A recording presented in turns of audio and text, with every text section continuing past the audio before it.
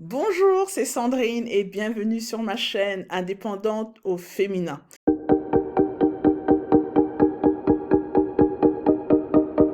Comme vous le savez, sur cette chaîne, je propose mes services de prestation de ménage pour les logements qui font de la location en courte durée et pour des sociétés de conciergerie. Moi-même, j'ai une société de conciergerie. Voilà, donc dans cette vidéo, je vais vous parler du choix, comment choisir un bon aspirateur.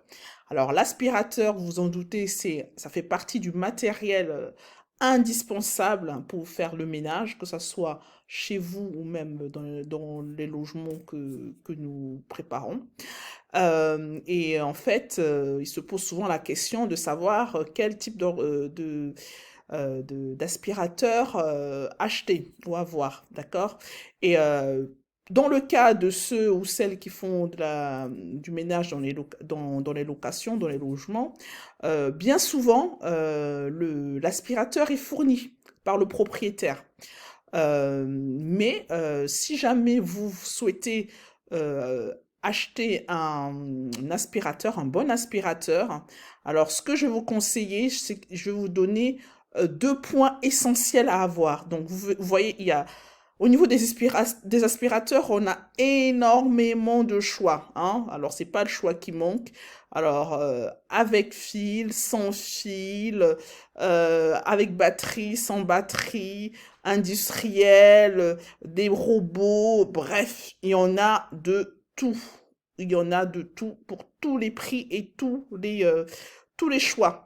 Alors moi, je vais pas vous proposer tel ou tel aspirateur à acheter, mais par contre, ce que je vais vous demander, c'est que lorsque vous faites le choix de l'aspirateur, il faudra retenir pour simplifier deux critères essentiels. Deux critères.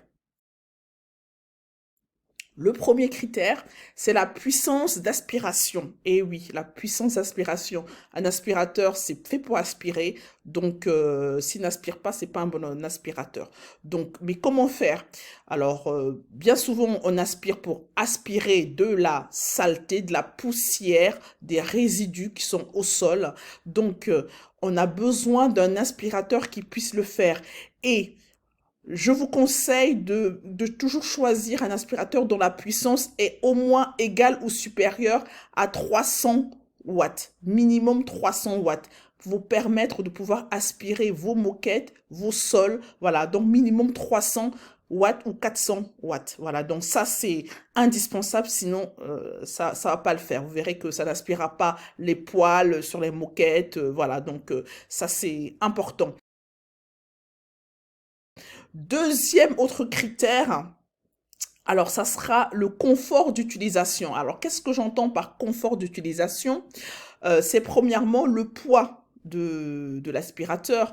Bon, vous savez, nous, on se balade dans plusieurs logements, donc il faudrait pas que l'aspirateur en question soit trop lourd, il faut qu'il soit assez léger, facilement malléable, vous voyez, donc ça fait partie des critères de confort, donc le poids. Deuxième critère dans le confort, c'est la transportabilité, voilà, donc il faut pouvoir se déplacer facilement, donc voilà, donc est-ce que ça sera sans fil ou avec un cordon? En général, on a des prises un petit peu dispersées dans toutes les pièces. Donc voilà, faire attention au cordage, hein, nombre de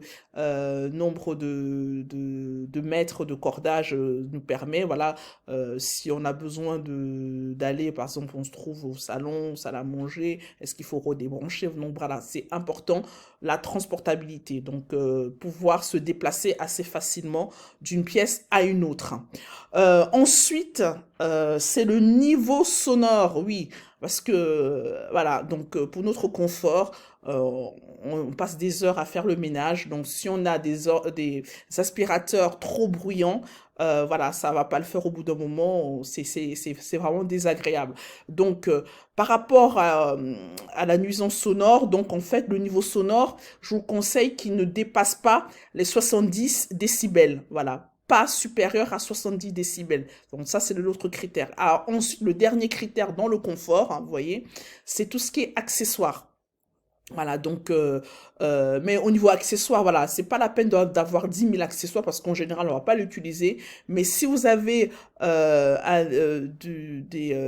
des embouts qui vous permettent de pouvoir changer pour lorsque vous devez passer sur des surfaces assez difficilement accessibles, hein, vous voyez, des petits espaces sous le canapé, sous les meubles, là, on peut changer l'embout d'aspiration. Donc ça, c'est vraiment, voilà, c'est vraiment très, très important. Voilà. Donc vous voyez, on n'a pas besoin, en tout cas pour le moment, pour l'activité, faire nos ménages dans nos logements, on n'a pas besoin d'avoir un aspirateur industriel, de type industriel. Voilà, c'est vraiment peu. Enfin, ça servira pas à grand chose. C'est surdimensionné par rapport à nos besoins. Et puis aussi au prix, les prix ne sont pas les mêmes, évidemment. Voilà, donc pour résumer, la puissance d'aspiration et le confort d'utilisation, voilà, le poids, le cordage, le niveau sonore et les accessoires.